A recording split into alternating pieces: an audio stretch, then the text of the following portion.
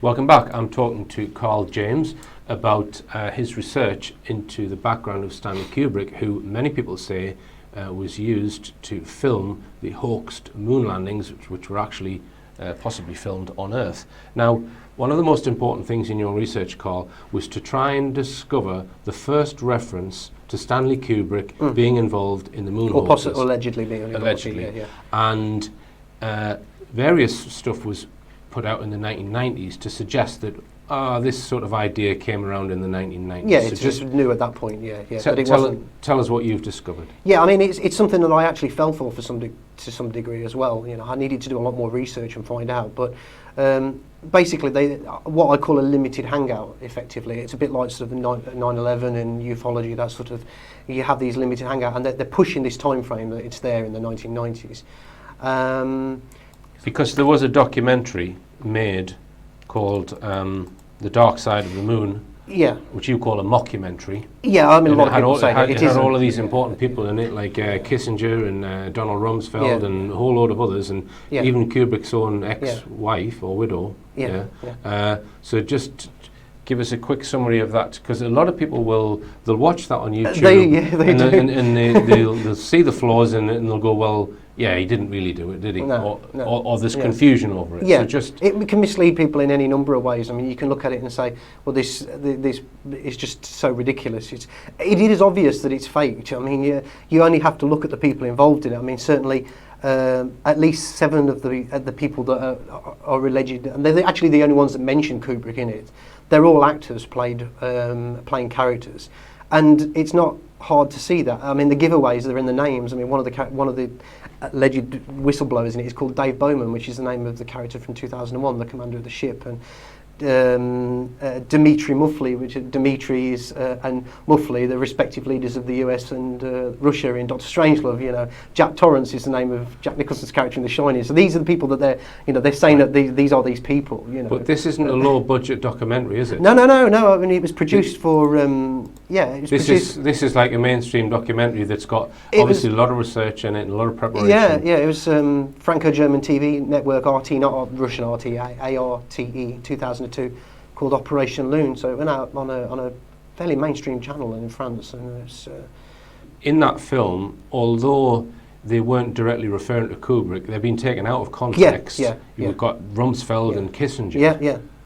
They've not actually complained of the been in that. No, they haven't. No. I mean, the source for it is not widely known, but I have been able to track it down. What you did was you've compared another documentary with several of the people in that documentary and proved that they've stolen footage from another documentary. I've compared the two. I haven't been able to sync up the exact sections that they're talking, but you only have to look at it. They're wearing the same clothes, the same room that they're sitting in, same hairstyle, same background, everything, same lighting, and they're talking about political leaders. So what they've done, they've picked up what was left on the cutting room floor from one documentary. But it was directed by William Carroll, the same chap who directed. Right. Okay. So he's used his own material previously. You know? Yeah. But again, like you say, they never objected to it. They didn't seem to care about the fact that this footage had been reused. And let's be clear, that documentary is trying to assert that Kubrick was involved. But doing it in a completely debunkable way. Yeah, basically. Yeah. Why would they need to do that? Yeah.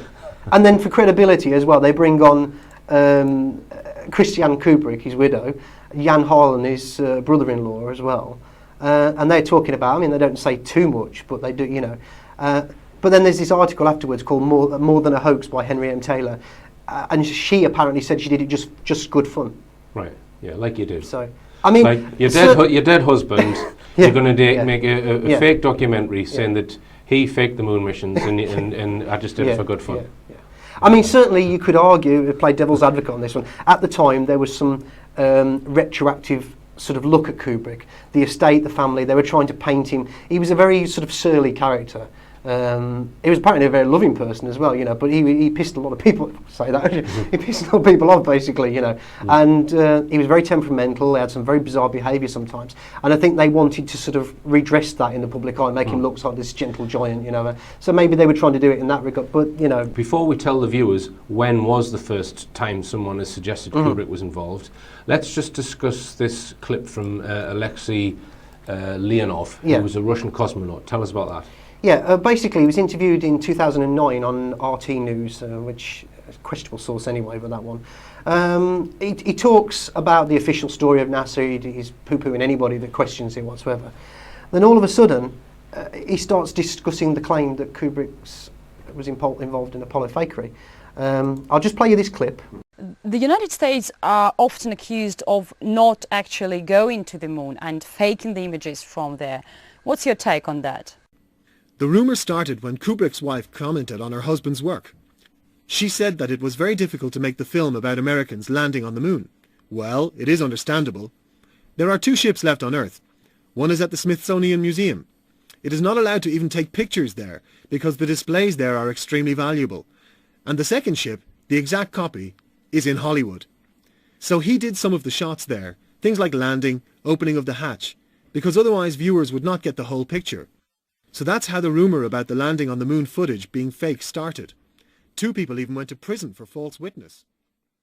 So a Russian cosmonaut is actually saying, no, Kubrick didn't fake the moon landings, or he did a little bit of work on it. Yeah, well, yeah, I mean, he sort of does actually. I mean, but basically what he says, and he speaks in Russian, but I've confirmed that he is saying what the translator is saying. He said that Kubrick utilised an exact copy of the LEM located in Hollywood, did some of the shots there, things like landing, opening the hatch, because otherwise viewers would not get the whole picture. And at the end of it, he talks about these 2 people who are going to prison for bearing false witness. I've never heard that story. I don't know. So NASA go around telling Russian cosmonauts about how they faked or they faked their photographs. Well, what this cosmonaut is saying. I don't know how he got hold of the story, but well, there's no other mention of it anywhere. No. And that's the strange thing, is because he's been around for 5 years. I've not ever read any of his official biography or anybody speculating about his life. And funnily enough, moon hoax researchers don't really talk about it either. It's been there, so I don't. But RT want to talk about it. Well, yeah, I mean they're limited hangout as well, I would say. So. Right, yeah. Julian Assange and all the rest. Yeah. Okay, so when was the first time somebody suggested Kubrick may have been involved? I've got it down now to about a year after Apollo 11, 1970.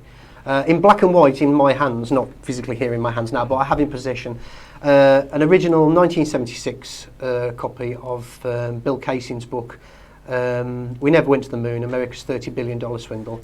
And I'll just read you a short section. So page 28, he says, while 2001 was being filmed, Kubrick and his crew consulted with nearly 70 industrial and aerospace corporations, universities and observatories, weather bureaus, laboratories, blah, blah, blah. Had this been done for the Apollo space program without the cover of 2001, much speculation would have been directed towards the making of these inquiries. Another aspect of the release of 2001 in 1968 is this. The film prepared the American people for filmed versions of space exploration. It would be a simple transition from a huge manned orbiting lab gyrating to the strains of the Blue Danube, as in the film, to a prosaic view of 2 men taking a stroll on the moon. That's 1976. And I've also been able to prove now that he was researching and doing radio interviews in 1970 that he was discussing this. So this is a year after Apollo 11 that he's a possibility of a connection. He's not saying. Right, and do you know what his sources were? Do you know? Or? I know that he worked for Rocketdyne, a division of North American Aviation, and later for Rockwell International between 1956 and 1963, where the Saturn V rockets engines were built. And he was also a head of technical publications for the company, so maybe that was where he got his. The other information that was trying to say that these theories only came out in the 1990s. That can be debunked there at that point. Yeah. Right. So it's difficult to understand why mockumentaries, as you describe them, or other information, which is poisoned information, if you like, is put out about Kubrick. Yeah. And why they would want to create to do a specific time frame for it as well.